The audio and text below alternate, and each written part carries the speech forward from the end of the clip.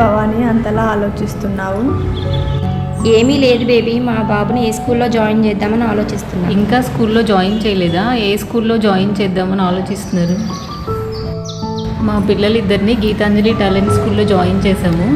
Nursery నుంచి అక్కడే ఉన్నారు. ఇప్పుడు ఫస్ట్ క్లాస్ సెకండ్ క్లాస్ చదువుతున్నారు. యాక్టివిటీస్ కానీ ఎడ్యుకేషన్ కానీ పిల్లలు చిన్నప్పటి నుంచి కేరింగ్ కానీ చాలా బాగుంది.